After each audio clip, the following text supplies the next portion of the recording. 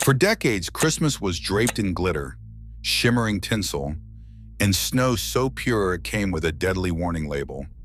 But what if some of those decorations vanished not because they faded from style, but because they threatened our families in ways nobody expected?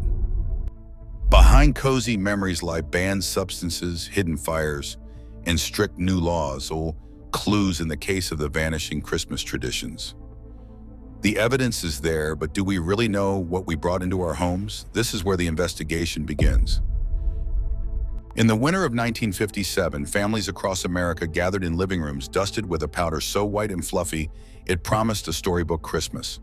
The box read pure white, but inside the contents held a secret, microscopic asbestos fibers. Advertisements called it fireproof, safer than cotton batting, and perfect for windowsills, trees, and wreaths. Parents sprayed it over ornaments and tinsel, trusting the promise of safety.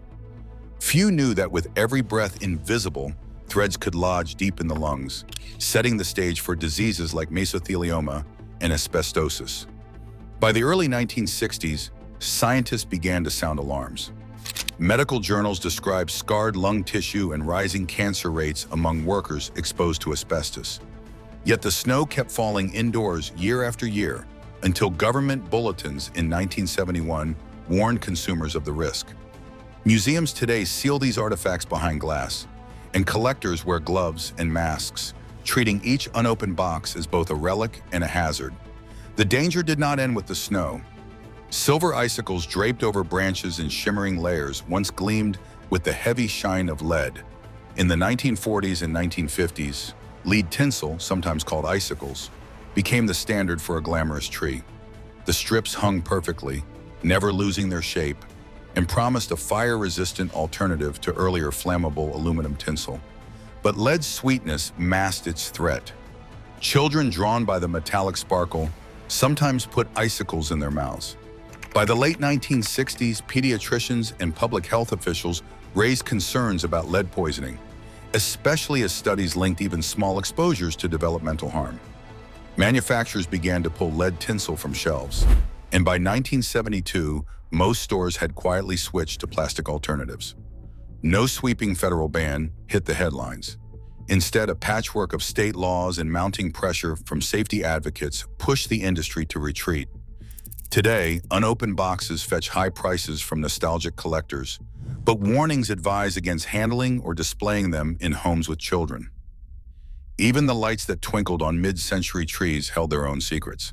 Bubble lights, with their mesmerizing columns of colored liquid, became a holiday staple in the 1950s and 1960s.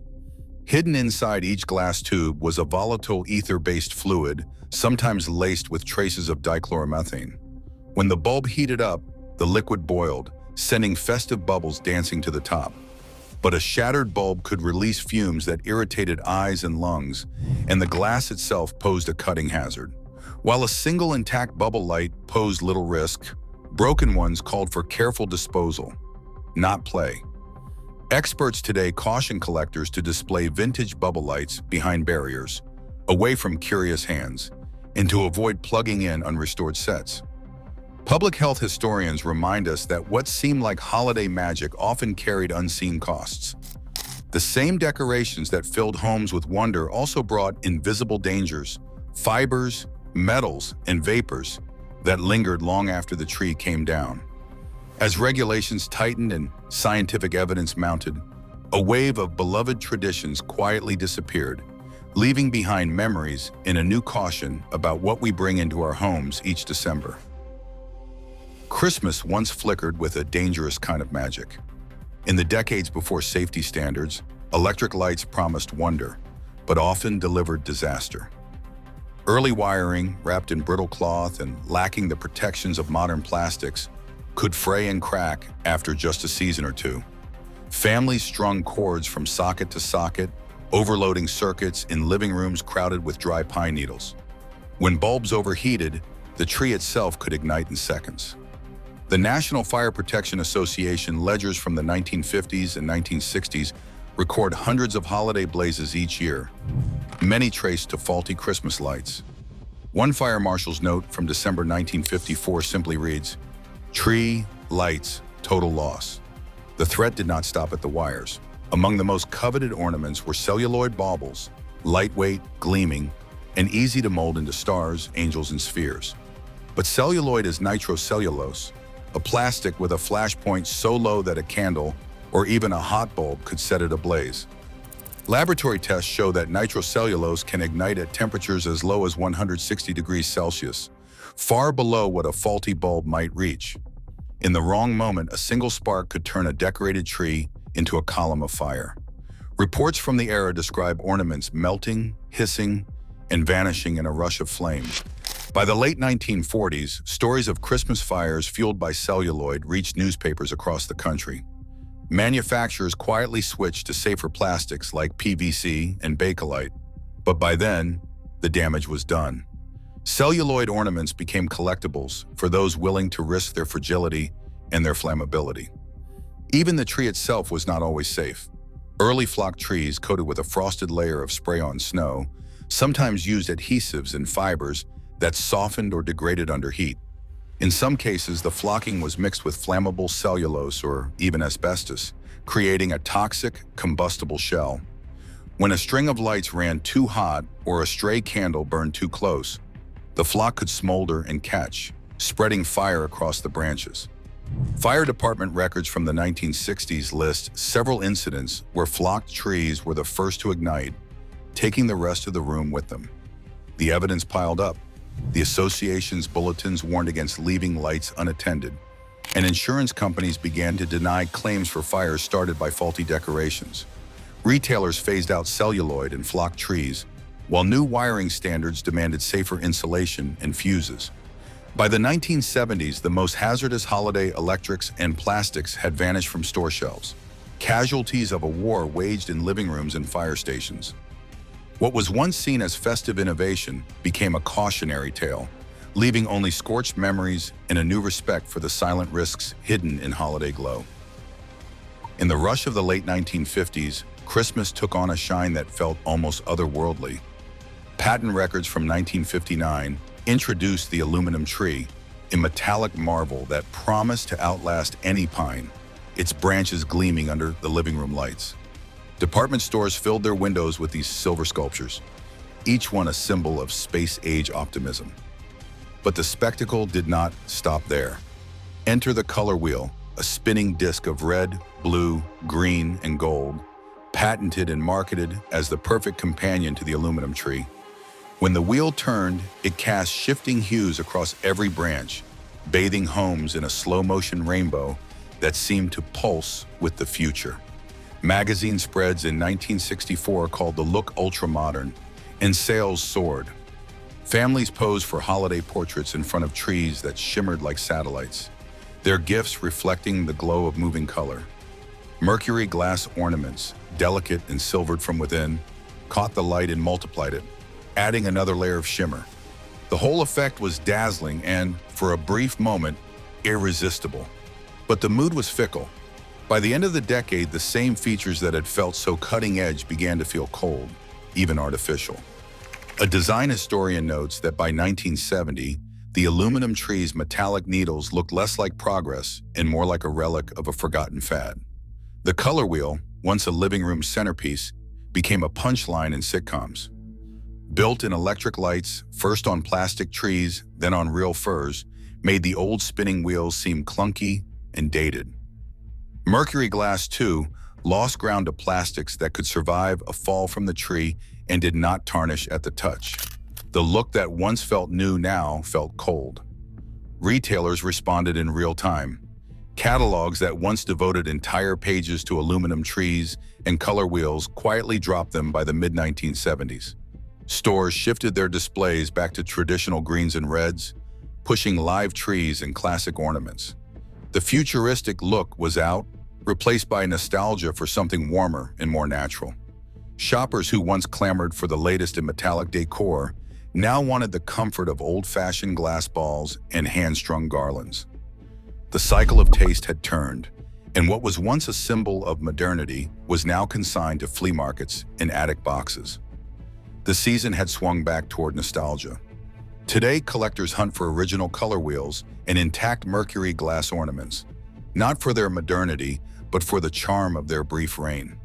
The aluminum tree, once an emblem of the future, stands as a reminder of how quickly style can shift from dazzling to disposable.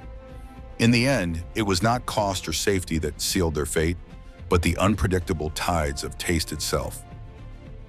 The rise of the artificial Christmas tree was built on the promise of engineering. Each new material, each new process, was a claim to greater durability, lower cost, and less mess.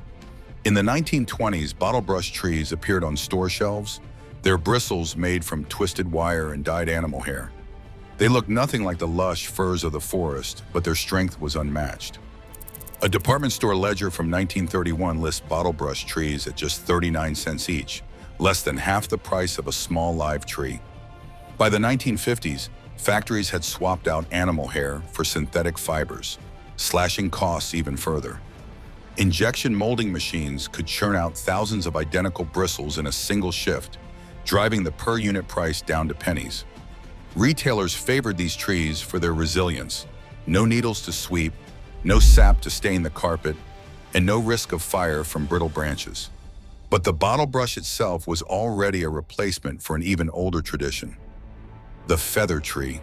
In the early 1900s, German craftsmen fashioned delicate branches from goose feathers, each one hand-tied and painted green. These trees were prized for their symmetry and their ability to hold candles upright. But the labor was intense and the trees were highly flammable. A single stray spark could ignite the entire display.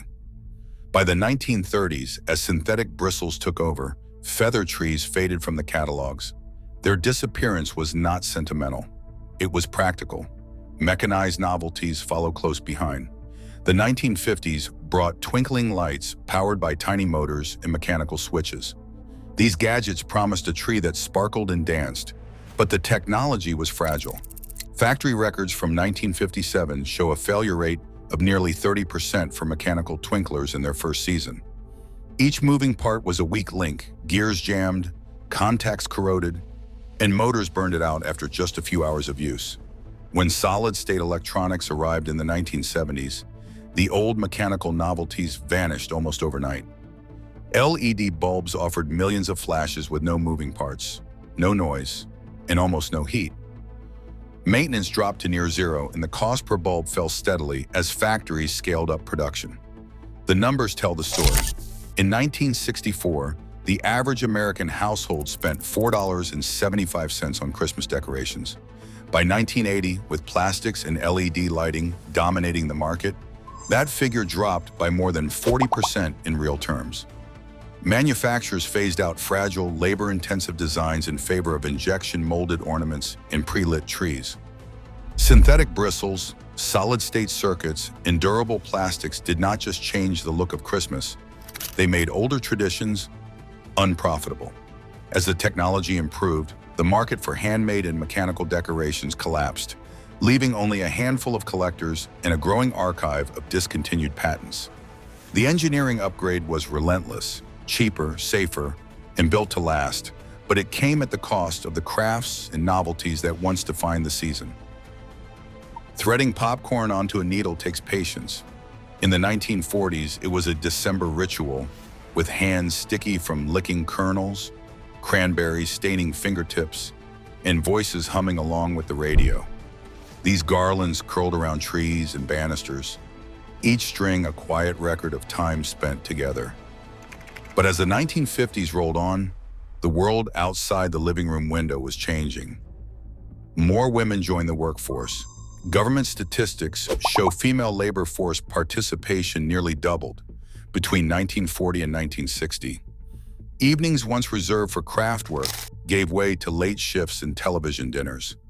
A social historian recalls, popcorn garlands disappeared when families started counting minutes instead of kernels. Catalogs from 1955 tell the next part of the story.